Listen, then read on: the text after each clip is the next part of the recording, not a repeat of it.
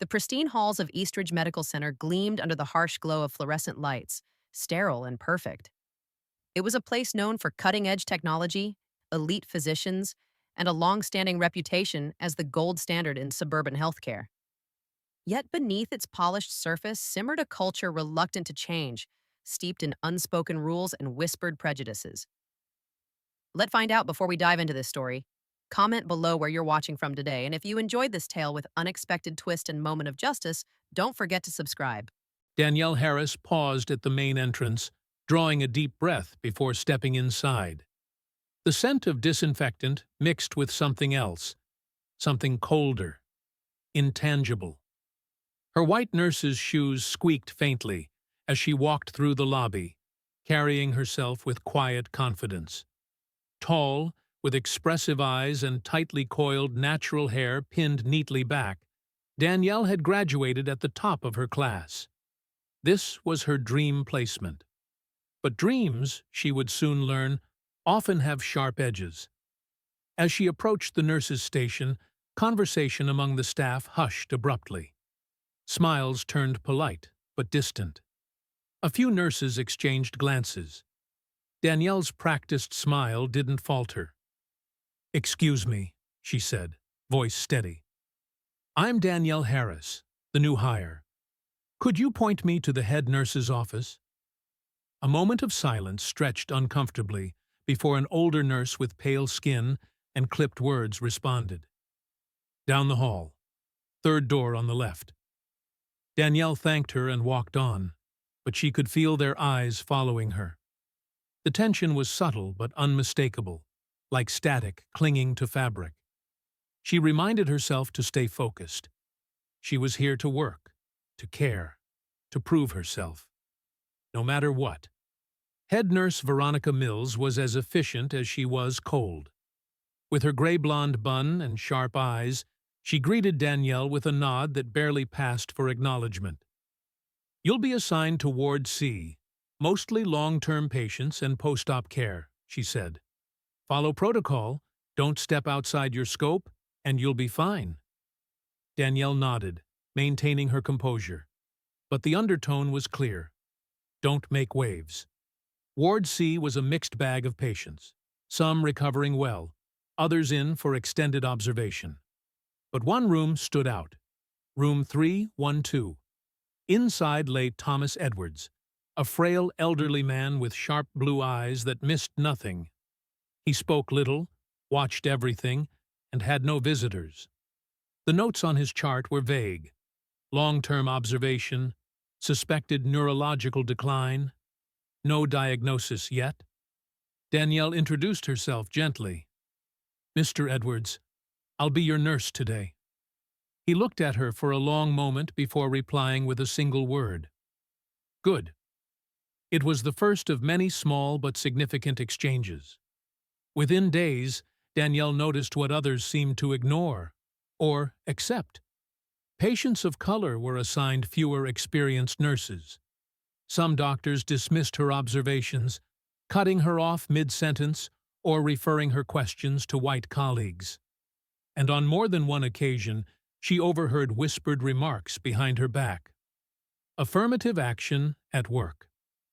Let's see how long she lasts. Danielle documented everything. She kept a journal, noting incidents, names, times. Her instincts told her not to react. Not yet. But Mr. Edwards noticed. "You're not blind," he said one afternoon as she changed his IV. "That's good. Most people here are. Willfully." Danielle blinked. "What do you mean?" "Wait and see," he murmured, then fell silent again. A week later, a post-op patient in room 307 began deteriorating. Danielle had flagged her vitals twice, recommended further tests, but Dr. Malcolm Trent brushed it off. By the time they responded, it was too late. Danielle filed a formal report. The response? A quiet meeting with HR where she was told she might have misinterpreted the doctor's tone. She began to feel the shift. Fewer shifts. Colder glances. The sense of being watched. But then came the note. It was tucked under her locker key. Trust the quiet ones. 312. Ask about the Monroe file. Danielle's pulse quickened. That night, after hours, Danielle returned to the ward. Mr. Edwards was awake, his eyes gleaming in the half-dark. "You're ready," he said. She asked him directly, "What's the Monroe file?" He told her everything. 10 years ago, Thomas Edwards had been the hospital's chief compliance officer. Quiet, unassuming, brilliant, he had uncovered systemic disparities, racial bias in patient care, hiring, discrimination, and worse. He compiled everything. But just before he went public, he suffered a breakdown. Or so the hospital claimed. "They locked me away in plain sight," he said. "Diagnosed me, stripped my credibility, buried the file. But I wasn't wrong." Danielle felt her world tilt. "Where is it now?" He smiled. "Locker 17, staff lounge basement. Code is my birthday." The next day, Danielle called in sick. She used the time to retrieve the file. It was still there. Documents, recordings, patient charts, emails, proof. She took it all to a lawyer friend from college. Together, they began to build a case. Meanwhile, Danielle returned to work. She acted normal, but tension wound tighter. Someone knew. Her tires were slashed in the parking lot. Her locker was ransacked. But still, she pressed on. When the story broke, it was seismic. A major investigative outlet published the findings, testimonies, data, the buried Monroe file. The hospital board convened. Investigations began. Resignations followed. Head nurse Mills retired abruptly. Dr. Trent was suspended pending inquiry. And Thomas Edwards? He passed away 2 weeks later, but not before smiling at Danielle one last time. "You did what I couldn't. Thank you Eastbridge didn't collapse. But it changed. An independent task force was formed. Bias training became mandatory. Leadership was reshuffled. Danielle was promoted, then asked to consult on equity reform. She visits Mr. Edwards's grave every spring. She brings a small bouquet and leaves a folded note. Still watching.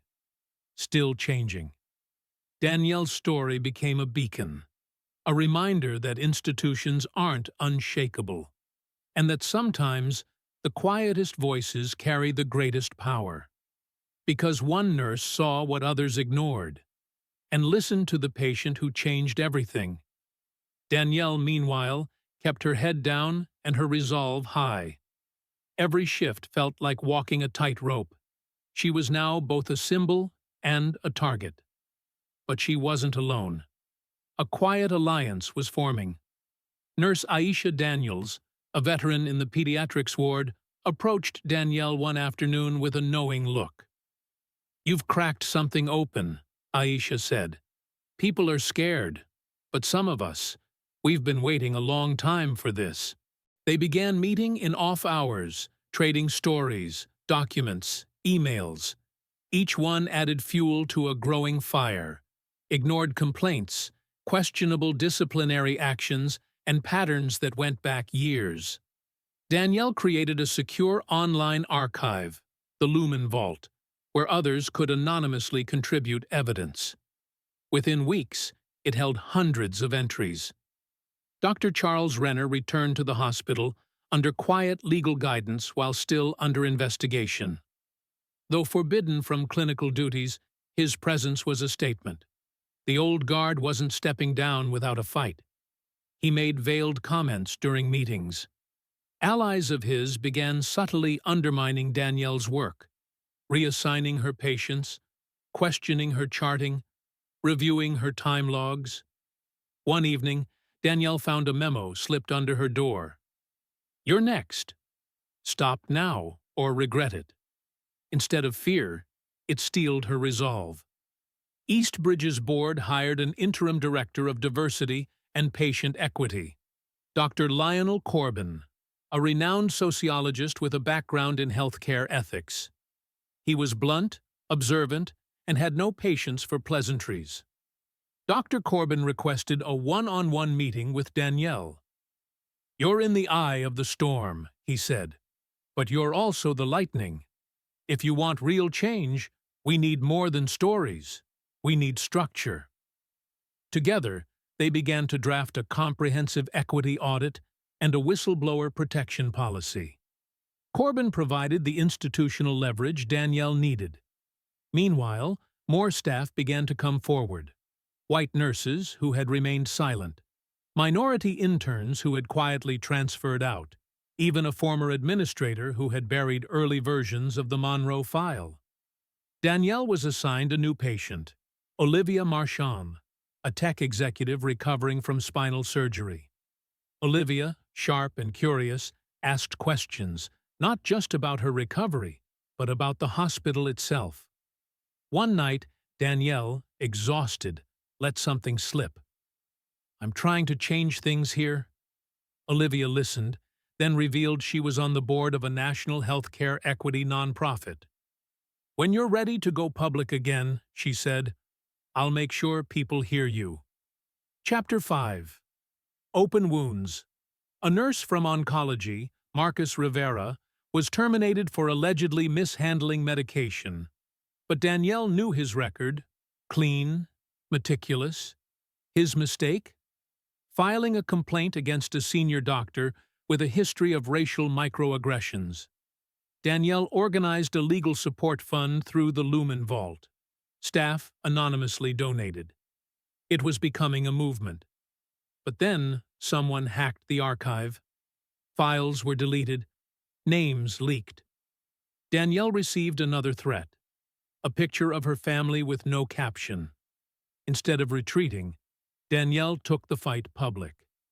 With Dr. Corbin's backing and Olivia's media contacts, she held a press conference in front of Eastbridge. She shared her story again, but this time with data, testimonies, and institutional patterns mapped over time. The response was explosive. Multiple regulatory agencies launched formal inquiries. A civil rights lawsuit was filed. National outlets picked up the story. Danielle became both hero and lightning rod, celebrated, criticized, and constantly watched. Chapter 7. A Line in the Sand. The board offered Danielle a quiet promotion, a cushy title, a chance to step away from the spotlight. She refused. "I'm not here for optics," she said. "I'm here for accountability." More staff walked out. Public pressure mounted. Patients began choosing other hospitals. Eastbridge had no choice. A leadership overhaul was announced. Dr. Renner and 4 administrators were dismissed. A new transparency initiative launched.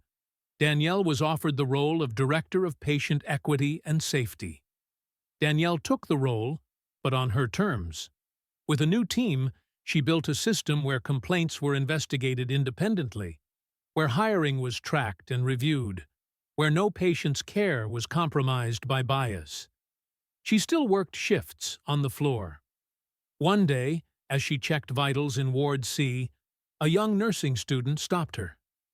"You're Danielle Harris," the student whispered. "You made this place different, safer."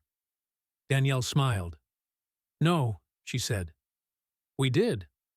She glanced down the hallway, the same one she walked on her first day. This time, the silence felt different. Not cold, not fearful, but reverent, and full of possibility. Thanks for watching. Don't forget to subscribe, like, and share. See you on the next episode.